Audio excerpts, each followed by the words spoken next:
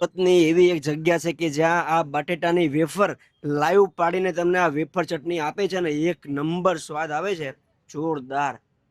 મારું નામ કિંજલ છે.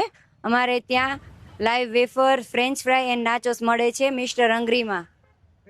અમે અહીંયા લાઈવ વેફર પાડીએ છીએ.